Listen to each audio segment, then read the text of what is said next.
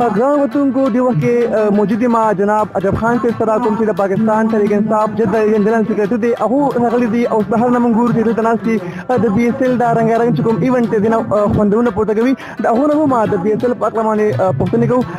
د خان صاحب ټول وخت ستاسو ډېر مهرباني چې موږ خپل قیمتي وخت نشن وخت راکو دا ته و چې دا پروګرام سپر لیګ په نوم باندې چې کوم ټورنمنت انعقاد شوی د پروګرام کې په کوم کې چې د پروګرام ینګ ته د پروګرام نوجوانانو ته د کې کوم چې کوم دی مکمل شوی دا تاسو په دې قرآن سره غواړئ ډېر مننه شیراز صاحب او د وایس اف پټګرام غږ چې کوم دی د هغې ډېره مننه دی اکثر چې کوم دی داسې پازیټیو چې هغې کې وایس اف پټګرام چې کوم دی هغه مخکې ولاړي نو ستاسو هم ډېره مننه او خبره دی تاسو د بي اس ال وکړله دا یو دا وایي چې د صحتمند معاشرې علامت دا دی چې هغه لوبې کوي نو دا یو ډېر خسته پوښت کړی دی عبدالرحمن صاحب دی سهیل دی د هغې ملګري چې څه دي موږ د دې بھرپور سپورټ کوو او د بټګرام ولس ته دا ریکویسټ کوو چې ټول د دې بھرپور سپورټ وکړئ ولې چې موږ داسې نور دلته کې داسې څه شی نشته چې خلک انټرټین کړي نه زموږ دلته کې پارک شته نه داسې نور څه سہولیات شته نو دا د کرکټ په تور باندې کې د خلکو دپاره یو د محظوظ کولو یو ښکلې ایډیا ده او دې سره دا ده چې زموږ د علاقایي چې کوم لوبغاړي دي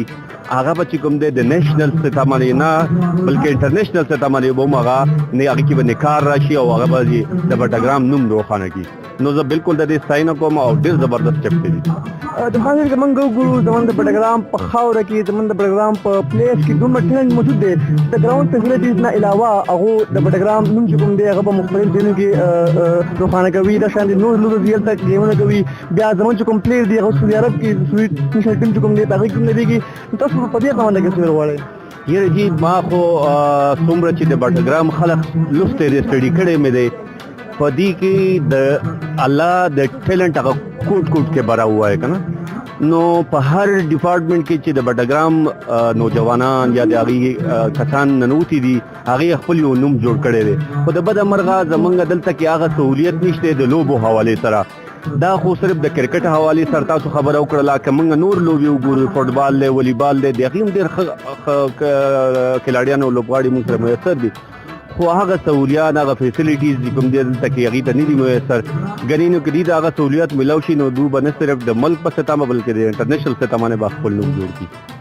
چونکہ KTK کی یا پاکستان کی اگر اسپیشلی بٹران کی پاکستان تحریک انصاف سے کم دے MPM میں تحریک انصاف تے MNM تحریک انصاف تے تمام جو کم تحصیل ناظرین دے کم جنیا ناظرین تحریک انصاف میں دی او سپورٹس جو کم دے دا عمران خان مطلب کزور میں جسپت پریاج جیسے شامل دے نظام غلط نہیں بھی تو ساتھ دا خان سے نسو موجود دی جی بالکل دا خو یو خوش قسمتی دے زمانگا چی زمانگا چیئرمین او زمانگو وزیر اعظم چی کم دے اگر سپورٹسمین دے او یو کامیاب کھلاڑی پادشاہ دے د پاکستان په تاریخ کې هغې ته چې کوم یو اکلوته ورلډ کپ نصیب شوی دی هغه هم د هغې قیادت کې میلاو شوی نو هغې خو په خپله سپورټسمین دی نو د سپورټس باره کې هغې ډېر پازیټیو سوچ دی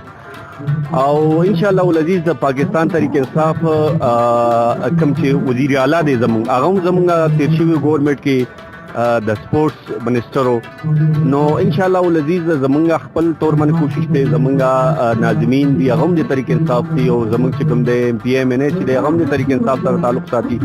نو انشاءالله موږ پر امید یو چې دوی به